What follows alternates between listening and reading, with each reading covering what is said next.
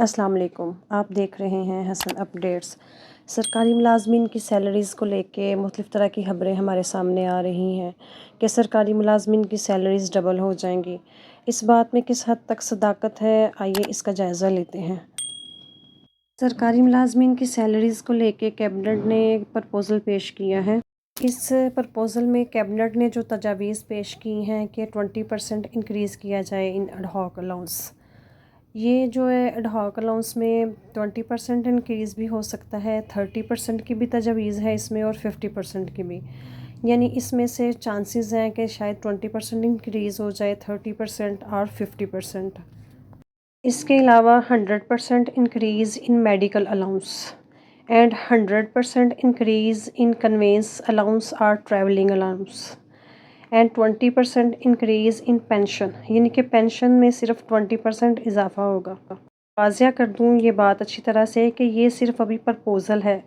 جو کیبنٹ نے ابھی دیا ہے، یہ کنفرم نہیں ہے کہ اس پہ امپلیمنٹ بھی ہوگا۔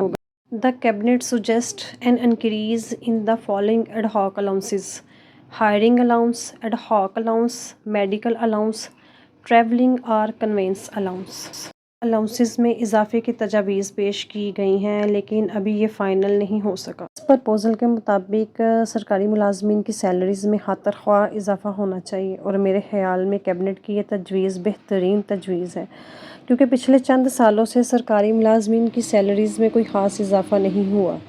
البتہ مہنگائی میں دن بدن اضافہ ہوتا جا رہا ہے، تو ایسے میں تنخواہ دار آدمی کا اتنی معمولی سی تنخواہ میں گزارا کرنا بہت مشکل ہے۔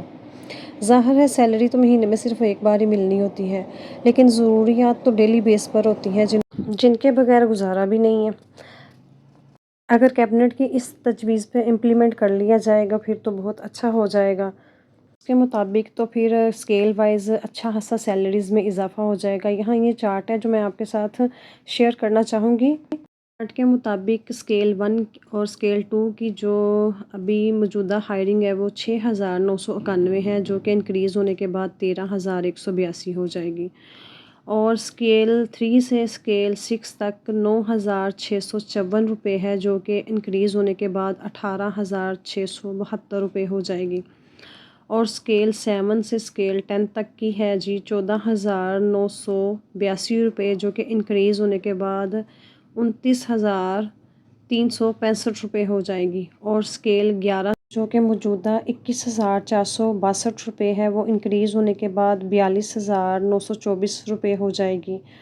اور اسکیل 14 کی اور 16 کی جو ہے جی 27,134 روپے ہے، جو کہ انکریز ہونے کے بعد 54,260 روپے ہو جائے گی، اور اسکیل 17 کی اور 18 کی ہے جی 35,896 روپے، جو کہ انکریز ہونے کے بعد 71,996 ہو جائے گی، اور اسکیل 19 کی 46,816 روپے ہے، جو کہ انکریز ہونے کے بعد 93,632 روپے ہو جائے گی، اور اسکیل 20 کی ہے جی 59,079